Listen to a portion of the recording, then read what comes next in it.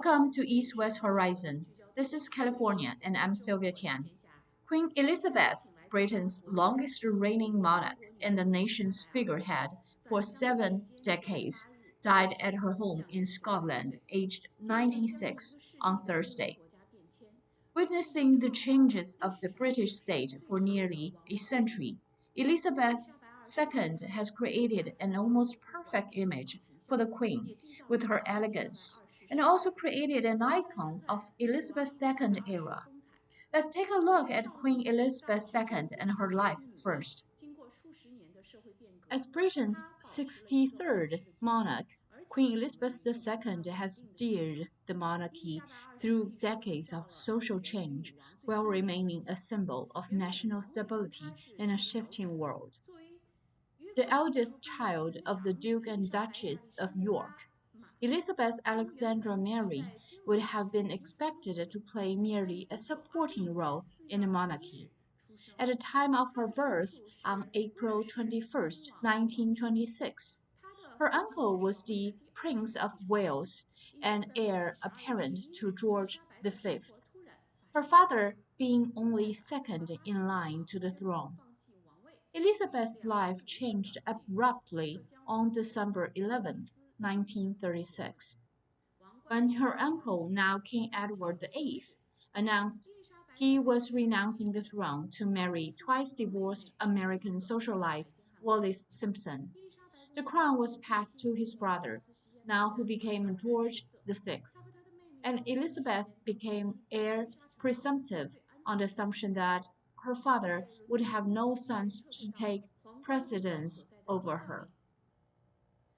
2 years after the end of war, Elizabeth celebrated her 21st birthday while visiting South Africa and marked the occasion with a broadcast address dedicating herself to the service of the Commonwealth. I declare before you all that my whole life, whether it be long or short, shall be devoted to your service and to the service of our great imperial family to which we all belong. Shortly after her return from South Africa came the announcement of the princess' engagement to her distant cousin, Lieutenant Philip Mountbatten, son of Prince Andrew of Greece and the great-great-grandson of Britain's Queen Victoria. They were married in Westminster Abbey on November 20th, 1947, in a ceremony attended by statesmen and royalty from around the world. The couple's first child, Prince Charles, was born in 1948, followed by Princess Anne in 1950, Prince Andrew in 1960, and Prince Edward in 1964. In February 1952, Princess Elizabeth and her husband began a Commonwealth tour with a visit to Kenya. News of King George's death reached the royal couple 6 days after their departure, and the princess returned to London as Queen Elizabeth II. Her coronation at the age of 27 took place in Westminster Abbey on June 2, 1953. The ceremony, attended by peers of the realm and international political, civic, and business leaders, was transmitted by television and radio broadcasts throughout the world. Queen Elizabeth's youth and gender caused some comment at that time, but turned out to be an asset in a country keen to make a fresh start after the war and the years of austerity which followed. Social divisions and respect from the old order began to wane, but the Queen was seen as an important symbol of unity and remained stoically true to the guidelines she set herself on her 21st birthday. In July 1969, Prince Charles was invested as Prince of Wales. During the ceremony, the prince, following ancient tradition, pledged his loyalty to the Queen before being vested with the emblems of office.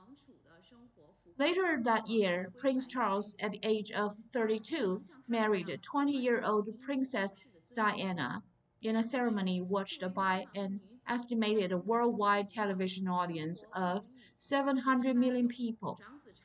Crowds packed the streets to catch a glimpse of the royal couple as they rode past in an open carriage.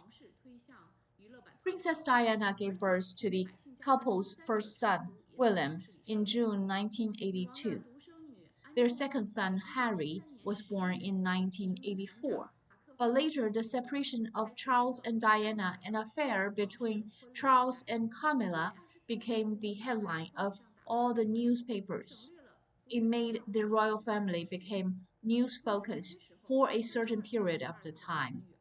This heralded by Prince Harry, his marriage with American socialite Meghan Markle made headlines again in Western countries.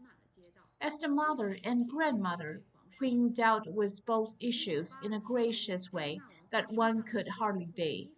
As a woman and as a queen, she did her best to help people understand there is no perfect life, but one could handle it with grace. She marked an era with her style. She will always be remembered as Queen Elizabeth II, but her era is end and a lot of things will change afterwards. Well, that's all for today. Please like, comment, and share. Thank you for being with us. I will see you next time.